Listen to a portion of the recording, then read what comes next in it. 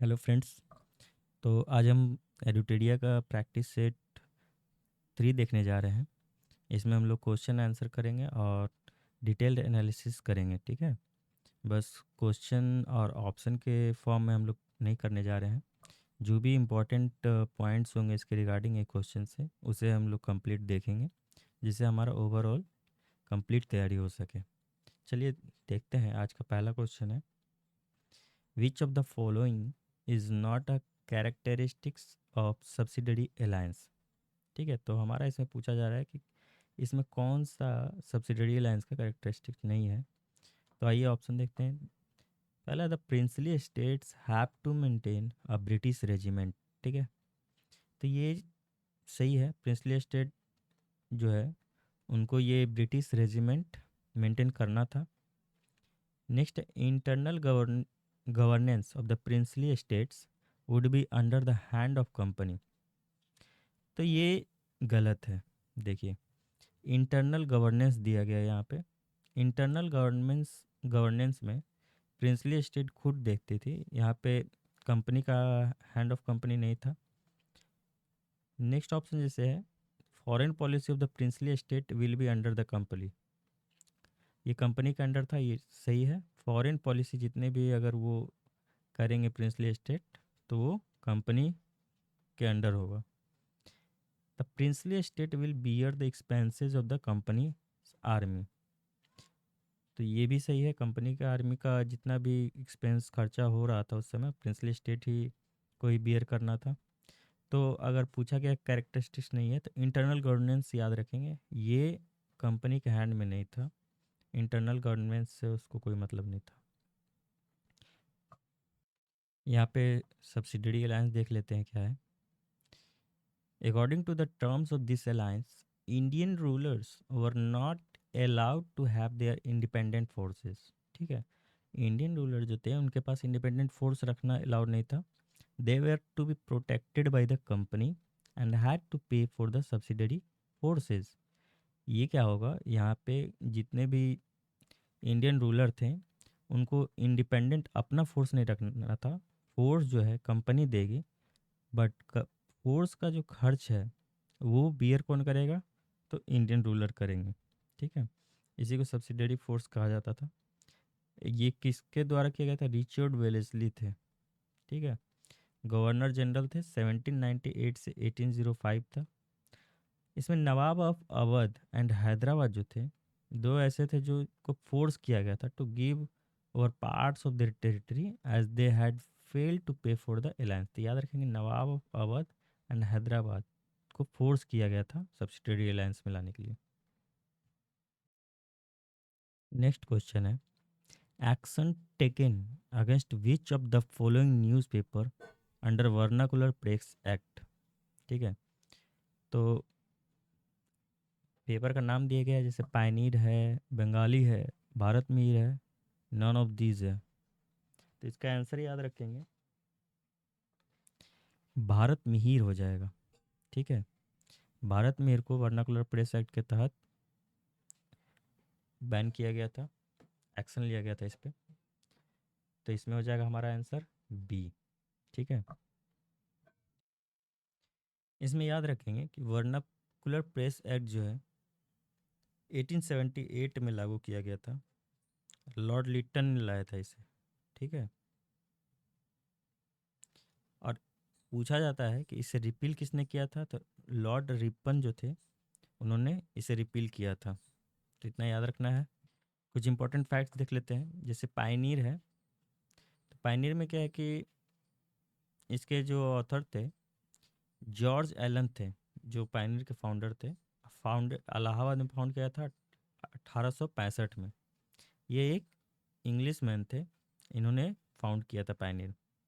वहीं भारत मीर जो है एक हिंदी पत्रिका थी। महेश चंद्र न्याय रत्न भट्टाचार्य, ये इसके फाउंडर थे। फिर बंगाली, फाउंडेड इन 1879। ठीक है, बाई सुरेंद्र नाथ बनर्जी। इतना याद रखेंगे। बंगाली अगर पूछा जाता है तो एस एन बनर्जी है। भारत मीर पूछा जाता है महेश चंद्र न्याय रत्न भट्टाचार्य हैं। पायनीर का पूछा जाता है तो जॉर्ज एलन है। 1865 में इलाहाबाद में किया गया था। वर्नाकुलर प्रेस एक्ट आपको 1878 में लॉर्ड लिटन के द्वारा लाया गया था। वहीं रिपन जो है इसको रिपील किए थे। तो इतना याद रखना है हमें। नेक्स्ट क्वेश्चन है, bye whom was the newspaper named Independence published and edited? तो न्यूज़पेपर इंडिपेंडेंस के बारे में पूछा गया है, तो इसका आंसर हो जाएगा मोतीलाल नेहरू। ठीक है, ये मोतीलाल नेहरू जो थे इस न्यूज़पेपर के पब्लिशर और एडिटर थे, ध्यान रखना है। इंडिपेंडेंस के publisher independence Motilal Nehru. Next है, in which presidency the practice of child sacrifice was more? Madras, Mumbai, Bengal, इन तीनों में से बंगाल हो जाएगा जहाँ पे चाइल्ड सेक्रीफाइस सबसे ज़्यादा हुआ करता था। नेक्स्ट क्वेश्चन देखते हैं, पूछा गया सिल्क लेटर रेशमी रुमाल कॉन्स्पिरेसी रिलेटेड टू। ठीक है, तो रेशमी रुमाल कॉन्स्पिरेसी किससे रिलेटेड था? यहाँ पे ऑप्शन दिया गया मौलवी अहमदुल्ला, मौलवी उबैदुल्ला सिंधी, मौलाना बशीर खुदा बख्श सिंह। तो यहाँ पे जो क्वेश्चन पूछा गया यहाँ पे ध्यान देने वाली बात है, कॉन्स्पिरेसी रिलेटेड टू पूछा गया है, तो यहाँ पे आंसर तो इसका हो जाएगा मौलवी उबैदुल्ला सिंधी। ठीक है, ये इससे रिलेटेड थे। सिल्क लेटर रेशमी रुमाल कॉन्स्पिरेसी क्या था ना, कि जो वर्ल्ड वार 1 हो रहा था तो उस टाइम ये पैन इस्लामिस्ट मूवमेंट चल रहा था। इसमें सिल्क के कपड़े पे जो सीक्रेसी मेंटेन करने के लिए मैसेज सर्कुलेट किया जाता था। ठीक है, तो उस समय क्या हुआ था कि ये भारत को आज़ाद करवाने के लिए ये लोग अपने तरफ से कर रहे थे। तो इसमें जो फाउंडर थे, ठीक है, फाउंडर इसमें महमूद हसन देवबंदी थे। ठीक है, महमूद हसन देवबंदी इसके फाउंडर थे, और ये इसे को फाउंडर अभी जामिया मिलिया इस्लामिया जो है यूनिवर्सिटी, उसके को फाउंडर माने जाते हैं। तो याद रखना है। ये वर्ल्ड वार 1 के टाइम किया गया था, तो इसमें ये ध्यान रखना है। ये जो है मौलवी उबैदुल्ला सिंधी इससे रिलेटेड थे इस कॉन्स्पिरेसी से। चलिए नेक्स्ट क्वेश्चन हम देखेंगे अब, in which Congress session the resolution for non cooperation movement was passed? तो नॉन कोऑपरेशन मूवमेंट का रिजोल्यूशन किस कांग्रेस सेशन में पास किया गया था? तो ये देखना है। तो यहाँ पे हमारा ऑप्शन है नागपुर सेशन। ठीक है, यही आंसर हो जाएगा। और नागपुर सेशन से अगर पूछा जाए कि इसे चेयर कौन कर रहा था, तो याद रखना है सी विजय राघवाचार्य थे। ठीक है, सी विजय राघवाचार्य थे जो इस सेशन को प्रिसाइड कर रहे थे। इतना हमें याद रखना है। नॉन कोऑपरेशन मूवमेंट उस समय पास हुआ था, दिसंबर 1920 में हुआ था ये।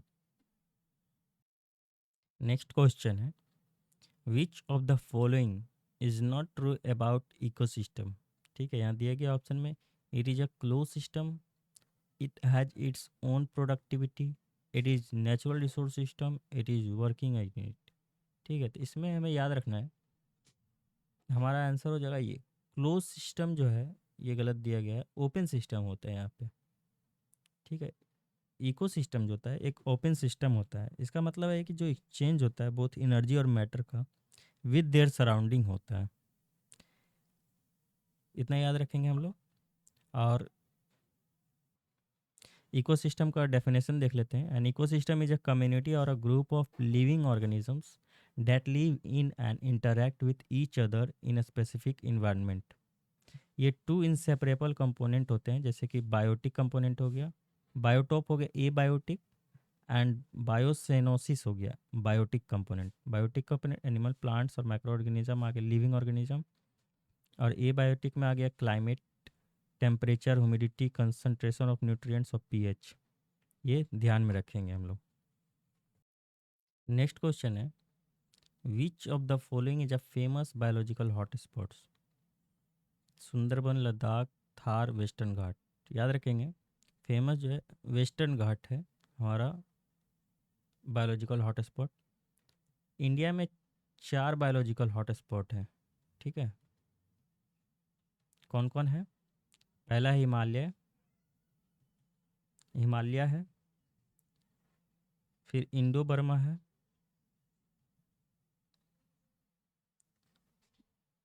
वेस्टर्न घाट है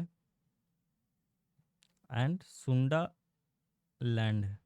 ठीक है, ये Nicobar island and extend to south east Asia तक होता है ये सुंडा लैंड। ठीक है, चार याद रखेंगे हम लोग, Himalaya, Indo Burma, western Ghat, Sunda land. ये फेमस बायोलॉजिकल हॉटस्पॉट है इंडिया के। नेक्स्ट क्वेश्चन है, solar radiation plays an important role in the operation of which cycle. ठीक है, तो क्या हो जाएगा इसका आंसर? ऑप्शन देखते हैं, कार्बन साइकिल है, वाटर साइकिल है, नाइट्रोजन साइकिल है, हाइड्रोजन साइकिल है। तो इसमें हमारा आंसर हो जाएगा वाटर साइकिल। जो सोलर रेडिएशन होता है इंपॉर्टेंट रोल करता है operation in the operation of which cycle, तो वाटर साइकिल में जो है सोलर रेडिएशन बहुत ज़्यादा इंपॉर्टेंट रोल प्ले करता है, याद रखेंगे। नेक्स्ट क्वेश्चन है, where did Gautam Buddha allow the entry of nun women in Sangha. तो कहाँ पे किए थे ये वुमेन को अलाउ? याद रखेंगे, वैशाली में। ठीक है, वैशाली में इन्होंने वुमेन को अलाउ किया था संघ में। यहाँ पे एक और क्वेश्चन पूछा जाता है कि पहली वुमेन कौन थी जो बुद्धिस्ट संघ में एंटर किए थे। तो याद रखेंगे इसमें इनकी जो आंट थी महाप्रजापति गौतमी जो थी, उन्होंने इंटर किया था। पहले वो पिटिशन डाली थी अपने कि वुमेन को इंटर किया जाए। पहले तो हेजिटेट हुए थे बुद्धा, उसके बाद उन्होंने एंट्री दे दी थी। तो याद रखना है, महाप्रजापति गौतमी जो थी पहली वुमेन थी जो बुद्धिस्ट संघ में इंटर की थी। नेक्स्ट क्वेश्चन है, in which region of India the maximum daily temperature difference is found. ठीक है, तो मैक्सिमम डेली टेम्परेचर डिफरेंस कहाँ पाया जाता है इंडिया में? तो ऑप्शन दिया गया है, eastern Ghat, Andaman island, Ladakh, desert region. याद रखेंगे इसका आंसर हो जाएगा डेजर्ट रीजन। डेजर्ट रीजन में जो है मैक्सिमम डेली टेम्परेचर डिफरेंस, याद रखेंगे टेम्परेचर डिफरेंस पाया जाता है यहाँ पे डेजर्ट रीजन में।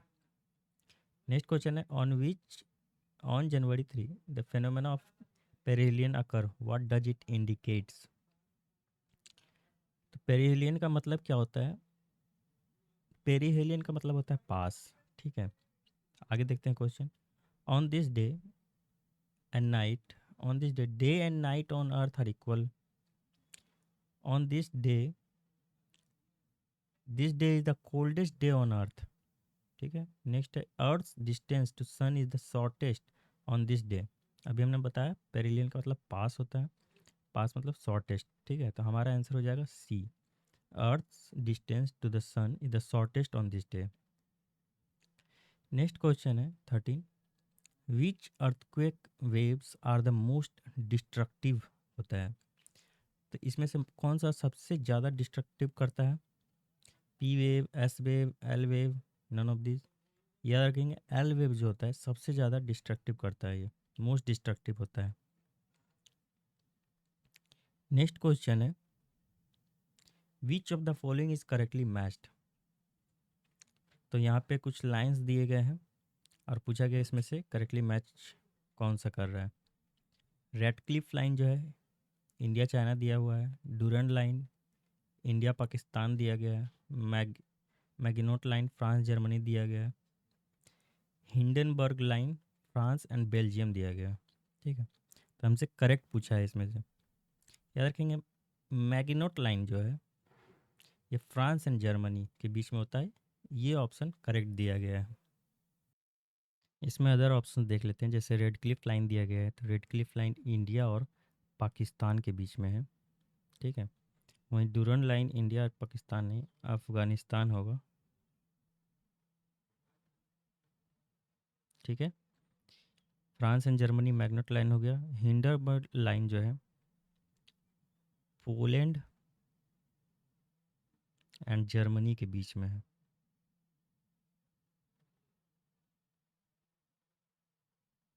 ठीक है। नेक्स्ट क्वेश्चन की देखते हैं, which of the following mountain range is the longest. ठीक है, तो लॉन्गेस्ट माउंटेन रेंज कौन सा है इसमें?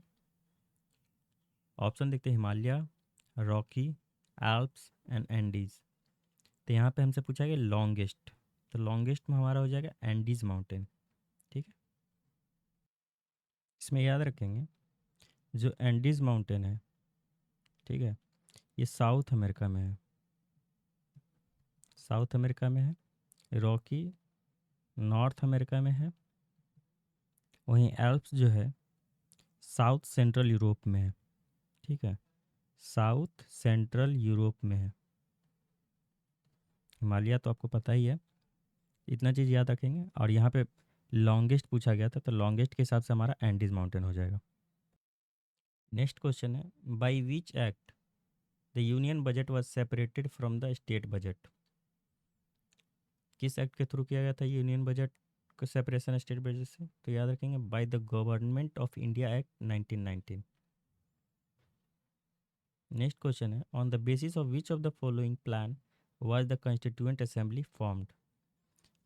कंस्टिट्यूएंट असेंबली जो फॉर्म किया गया था, किसके किस प्लान के अकॉर्डिंग फॉर्म किया गया था? याद रखना, इसमें कैबिनेट मिशन प्लान के तहत जो है ये कंस्टिट्यूएंट असेंबली फॉर्म किया गया था। नेक्स्ट क्वेश्चन है, when was the announcement for the formation of the interim government made. तो डेट पूछा गया है, इंपॉर्टेंट है, पूछा जाता है एग्जाम में बहुत बार। तो याद रखेंगे इंटरिम गवर्नमेंट जो मेड हुआ था उसका फॉर्मेशन का अनाउंसमेंट 24 अगस्त 1946 को किया था। 24 अगस्त 1946 डेट याद रखना है, इंपॉर्टेंट है। नेक्स्ट क्वेश्चन देखते हैं, which of the following statement are correct. तो दो स्टेटमेंट दिया गया है, उसमें पूछा गया है कौन सा करेक्ट है। तो पहला है, when president's rule is enforced in the state the parliament gets the power to make laws on state list for the respective state. तो प्रेसिडेंट रूल अगर इन्फोर्स हो जाता है स्टेट में, तो बोल रहा है इसमें कि पार्लियामेंट जो है गेट्स पावर, पार्लियामेंट को पावर हो जाता है कि लॉ बनाने का स्टेट लिस्ट में जितने भी हैं उस सब्जेक्ट पे।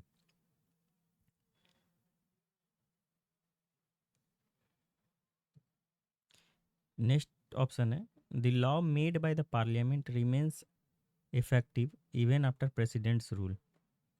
ठीक, तो इन दोनों में हमारा दोनों ऑप्शन जो है सही दिया गया है। तो इस तरह से ऑप्शन सी हो जाएगा हमारा बोथ। पहला तो ये है कि प्रेसिडेंट रूल जो इन्फोर्स होगा तो उसमें पार्लियामेंट को अलाउ रहता है, पावर आ जाता है कि जो स्टेट लिस्ट में है उस पर कोई भी पार्लियामेंट लॉ बना सकती है। ठीक है, दूसरा जो पार्लियामेंट रिमेंस इफेक्टिव रहता है, जो भी लॉ बनाया गया पार्लियामेंट के द्वारा प्रेसिडेंट रूल ख़त्म होने के बाद भी। तो ये चीज़ इंपॉर्टेंट है, याद रखना है हमें। नेक्स्ट क्वेश्चन है, आर्टिकल 54 जो है is related to which of the following. Article 54 किससे रिलेटेड है? तो ऑप्शन दिया गया, with the election of the president, with the term of office of the president, with the manner of election of the president, with the oath of the president. तो याद रखना है article 54 जो है हमारा with the election of the president, जो election होता है प्रेसिडेंट का उससे रिलेटेड है। ठीक है, नेक्स्ट क्वेश्चन देखते हैं, which of the following statement is incorrect. ठीक है, यहाँ इनकरेक्ट पूछा गया है। तो ऑप्शन दिया गया है इसमें, पहला है कि जैसे member and chairman of the state public service commission are appointed by the governor, बिल्कुल सही है ये ऑप्शन। सेकंड ऑप्शन है, चेयरमैन और member after term of the state public service commission can not be reappointed. ठीक है, तो ये भी सही है, रीअपॉइंट नहीं किया जा सकता। नेक्स्ट है, salary allowance of the chairman और member of the state public service commission is given from the state consolidated fund while the pension is given from the consolidated fund of India. ये गलत है, ये जज के case में होता है ऐसा। ठीक है, जज का जो पेंशन होता है कंसोलिडेटेड फंड ऑफ इंडिया के तहत आता है, और ऐसे जो रहता है स्टेटेड सैलरी वगैरह एक्सपेंसेस स्टेट कंसोलिडेटेड फंड के थ्रू होता है। Next question, the governor does not have the power to remove the members and chairman of the state public service commission from his office. ठीक है, तो governor के पास power नहीं है, president है, ये बिल्कुल सही है। प्रेसिडेंट हटा सकता है, गवर्नर अपॉइंट कर सकते हैं। तो हमारा आंसर हो जाएगा सी। नेक्स्ट क्वेश्चन है, with reference to the finance commission consider the following statements. Finance commission consist of a chairperson and 2 member. ठीक है, the tenure is fixed under the orders of the president, they can not be reappointed. तो देखिए इसमें जो है, यहाँ पे देखिए 2 मेंबर, 2 मेंबर्स नहीं होता है, यहाँ पे 4 मेंबर होता है। ठीक है, इस हिसाब से ये गलत हो गया। Their tenure is fixed under the order of the president, ये सही है। प्रेसिडेंट जो हर 5 साल पे कंस्टिट्यूट किया जाता है। Next, can not be reappointed, तो ये गलत है, ये अपॉइंटेड हो सकते हैं, रीअपॉइंटेड हो सकते हैं। तो हमारा ऑप्शन हो जाएगा रॉन्ग पूछा गया, तो 1 और 3 जो है रॉन्ग है, इसका आंसर हो जाएगा बी। नेक्स्ट क्वेश्चन है, which of the following is the quantitative tool of monetary policy of RBI. तो क्वांटिटेटिव टूल में क्या आ जाएगा, जैसे स्टैट्यूटरी लिक्विडिटी रेशियो है, कैश रिजर्व रेशियो है, ओपन मार्केट एक्टिविटीज़ है। तो याद रखेंगे तीनों जो है, ठीक है, ये क्वांटिटेटिव टूल के अंतर्गत आते हैं मॉनेटरी पॉलिसी ऑफ आरबीआई में। ठीक है, नेक्स्ट है, मेन ऑब्जेक्टिव प्रधानमंत्री किसान संपदा स्कीम। प्रधानमंत्री किसान संपदा स्कीम का मेन ऑब्जेक्टिव क्या है, increase in agriculture production, easy agriculture loan, promotion of food processing, training to farmers. तो याद रखेंगे इसका आंसर हो जाएगा C, promotion of food processing. Sampada किससे है, फूड प्रोसेसिंग से रिलेटेड है, इतना याद रखना है। नेक्स्ट है, which of the following committee is related to FRBM act. FRBM act से कौन सा कमिटी रिलेटेड है, तो आंसर दिया गया रघुराम राजन कमेटी, विजय Kelkar committee, Bimal Jalan committee, N K Singh committee. तो एफआरबीएम एक्ट जो है, एनके सिंह कमेटी है, वो इससे रिलेटेड है। ठीक है, इसमें कुछ अदर कमेटी हैं, जैसे कि विमल जलान कमेटी देख लेते हैं। ये इकोनॉमिक कैपिटल फ्रेमवर्क से रिलेटेड जो रिकमेंडेशन दिए थे उससे रिलेटेड है। विजय केलकर कमेटी है, ये पब्लिक प्राइवेट पार्टनरशिप जो इम्प्रूव करने के लिए उन्होंने इस पर रिकमेंडेशन दिया था, तो याद रखना है। पीपीपी मॉडल जो है इंफ्रास्ट्रक्चर डेवलपमेंट से रिलेटेड, तो उससे रिलेटेड है। और एफआरबीएम एक्ट से रिलेटेड है एनके सिंह। नेक्स्ट क्वेश्चन है, which one of the following institutes recommends minimum support price to the government of India. तो ये हमने पिछले भी प्रैक्टिस सेट में देखा था, MSP to the government of India agricultural cost and prices commission है, एसीपीसी है। ठीक है, याद रखेंगे। नेक्स्ट क्वेश्चन देखते हैं, सीताध्यक्ष वाज रिलेटेड टू। तो सीताध्यक्ष किससे रिलेटेड था, इसका आंसर हो जाएगा लैंड टैक्स। सीताध्यक्ष लैंड टैक्स से रिलेटेड था। नेक्स्ट क्वेश्चन है, a light description of the regional history of Kashmir is found in. तो ये किस में पाया जाता है, तो याद रखेंगे राजतरंगिणी हो जाएगा इसका आंसर। नेक्स्ट है, who among the following started the practices of सजदा एंड पैबोस। तो ये जनरली पूछा जाता है, इसका आंसर बलबन है। ठीक है, तो बलबन जो है सजदा एंड पैबोस स्टार्ट किया था। Next, who was Utbi. तो उत्बी वाज अ हिस्टोरियन, याद रखना है इसका। नेक्स्ट क्वेश्चन है, स्टेटमेंट दिया गया है अबाउट शेरशाह, शेरशाह सूरी के बारे में दिया गया, इसमें से पूछा गया कौन सा फॉल्स है। ठीक है, इसका ऑप्शन देख लेते हैं। जैसे पहला है, Shershah establish the second Afghan kingdom on Delhi after the victory of battle of Bilgram, बिल्कुल सही है ये। Shershah fixed 1/3 of the produce as tax, ये भी सही है, 1/3 है। Shershah tomb is in Delhi, Delhi में नहीं है ये अपने बिहार सासाराम में है। ठीक है, नेक्स्ट है, the flex stick Sikandari gaz were used by Shershah for the measurement of land, ये भी सही है। तो हमारा पूछा गया कौन सा गलत है, तो याद रखना है ये सिरसा का मकबरा दिल्ली में नहीं, सासाराम में। नेक्स्ट है Amuktamalyada was written by which famous ruler. ठीक है, अमुक्त माल्याद के बारे में पूछा गया है कि किसके द्वारा, किस फेमस रूलर के द्वारा लिखा गया था। तो अमुक्त माल्याद कृष्ण देव राय के द्वारा लिखा गया था, याद रखना है कृष्ण देव राय। नेक्स्ट क्वेश्चन है who among the following ruled for the longest time among all the sultans of Delhi सल्तनत। सबसे लॉन्गेस्ट टाइम के लिए कौन रूल किया था, तो इसका आंसर हो जाएगा बहलोल लोदी, याद रखेंगे। नेक्स्ट है which of the following substances is found in maximum quantity in the nucleus. तो न्यूक्लियस में सबसे ज़्यादा क्या पाया जाता है, तो याद रखेंगे प्रोटीन पाया जाता है। नेक्स्ट है where do the optical reaction of photosynthesis take place in the chloroplast.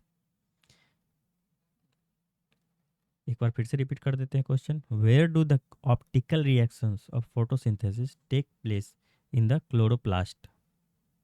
इसका आंसर हो जाएगा ग्राना। ठीक है, ग्राना में जो है ऑप्टिकल रिएक्शन हो जाता है, वो फोटोसिंथेसिस का टेक प्लेस होता है, तो वो होता है ग्राना। नेक्स्ट क्वेश्चन है हेलोफाइट्स। हेलोफाइट्स क्या होता है, हेलोफाइट जो होता है plants that grow in saline soil. ठीक है, हेलोफाइट्स याद रखेंगे, सलाइन से याद है रखेंगे, हेलो से सलाइन, सलाइन सॉइल में जो प्लांट ग्रो करेगा उसको हेलोफाइट कहते हैं। Next question which of the following test is done for AIDS. AIDS के लिए कौन सा टेस्ट किया जाता है, तो इसका आंसर हो जाएगा, देखिए पीसीआर किया जाता है, CDR4 किया जाता है और एलिसा टेस्ट किया जाता है। ठीक है, तो हमारा आंसर हो जाएगा डी। ठीक है, नेक्स्ट है which of the following blood group does not contain antibody in blood plasma. तो कौन सा हो जाएगा हमारा, AB जो होता है इसमें एंटीबॉडी नहीं होता है, blood group does not contain antibody in blood plasma, तो AB हो जाएगा इसका answer.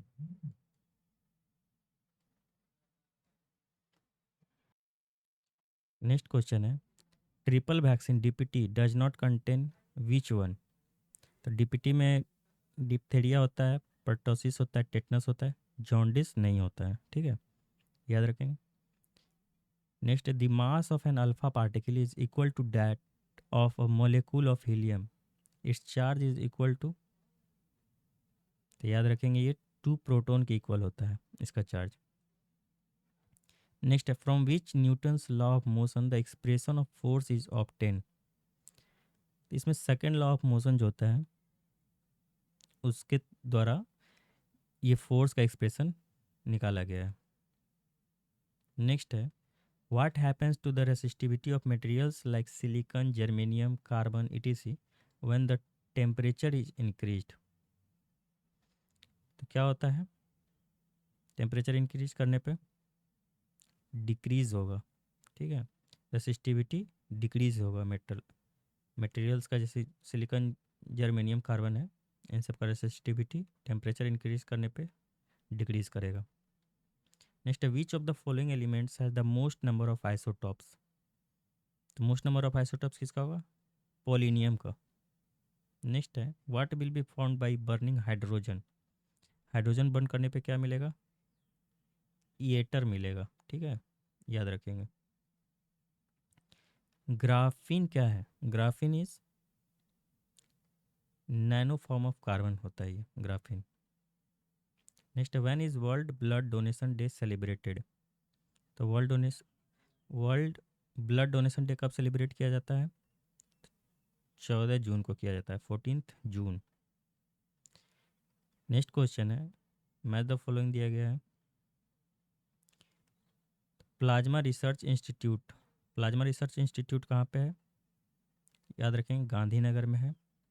National institute of oceanography ये आपको पणजी में है। Central food technology research institute ये मैसूर में है। Indian institute of metrology Delhi में है। ठीक है, तो आंसर हमारा डी हो जाएगा। नेक्स्ट है Pancharatna. Pancharatna is related to which religion? तो वैष्णव, वैष्णव रिलीजन से ये रिलेटेड है। नेक्स्ट क्वेश्चन है the only Indian who has been awarded the Nobel prize in chemistry. तो याद रखेंगे ये वेंकट रमन रामकृष्ण है जो ओनली इंडियन है जिनको नोबेल प्राइज मिला है केमिस्ट्री में। वेंकट रमन रामकृष्ण। आज का लास्ट क्वेश्चन है lieutenant Shivangi Swarup become the first women pilot of the Indian navy. She hails from which state? याद रखेंगे ये बिहार से है। कुछ इंपॉर्टेंट फैक्ट्स दिया गया है जिसे रिमेंबर करना, देख लेते हैं एक बार। ऋग वेदा के बारे में दिया गया है। याद रखिएगा ऋग वेदा जो है ओल्डेस्ट वेदा कहा जाता है, ठीक है। The one who reads the hymns of this Veda is होत्री कहा जाता है, जो रीड करता है इसके हाइम्स को होत्री कहते हैं। गायत्री मंत्र जो है थर्ड मंडल में मेंशन है, ठीक है। सोम देवता is mentioned in ninth mandala of this Veda. Tenth mandala of this Veda mentions four varna, ठीक है। पूछा जाता है कि जो फोर वर्णा है किस मंडल में है, तो टेंथ मंडल में है। ब्राह्मीण, क्षत्रिय, वैश्य, शूद्र है। इन this Veda 250 hymns have been composed for Indra and 200 for Agni. Word gotra is first mentioned in this Veda, ठीक है। पूछा जाता है कि वर्ड गोत्रा फर्स्ट मेंशन किस वेद में किया गया था, तो ऋग वेद में। In this Veda the word aghnya has been used for the cow. Cow के लिए क्या बोला गया इसमें, अघन्या। अघन्या अगर पूछा जाता है क्या है, काव है, ठीक है। याद रखेंगे ऋग वेदा ओल्डेस्ट वेदा है। होत्री इसका जो होता है हाइम्स रीड करता है। गायत्री मंत्र थर्ड मंडल में है। सोम देवता नाइन्थ मंडल में है। वरना आपको टेंथ मंडल में है। गाय को क्या कहा जाता है, काव को अघन्या। यजुर्वेदा के बारे में देखते हैं। One who reads its hymn is called Adhvaryu, ठीक है। Compilation of rules and regulation of yajnas is available. sacrifice method is also mentioned in this Veda. It has both prose and verses, ठीक। साम वेदा का देख लेते हैं, कौन है हु रिसाइड्स इट्स हाइम, उद्गात्री कहते हैं उसे साम वेदा में। Is called for father of Veda is called for father of Indian music. अगर फादर ऑफ इंडियन म्यूजिक साम वेदा में कहा जाता है। अथर्ववेदा देख लेते हैं। The first mention of medicine is found in this Veda. अगर पूछा जाता है कि मेडिसिन का पहली बार मेंशन किस वेदा में पाया गया, तो अथर्ववेदा में। In this Veda this Sabha and Samiti have been called as daughters of Prajapati. Sabha and समिति को डाउटर्स ऑफ प्रजापति कहा गया इसमें। नंबर ऑफ वेदा 4 हैं, वेदांगा 6 हैं, पुराणास 8 हैं, उपनिषद कितने हैं, 108 हैं। याद रखेंगे। तो आज हमने देख लिया ये प्रैक्टिस सेट, इसे आप अच्छे से रिवाइज करेंगे और रिकॉल करने की कोशिश करेंगे। इस तरह से हम आगे नेक्स्ट प्रैक्टिस सेट देखेंगे और इससे हमारा जो आने वाला एग्ज़ाम है उसके लिए हम बेहतर तरीके से तैयार कर पाएंगे। तो आज के लिए यहीं रहने देते हैं। Thank you very much. जय हिंद।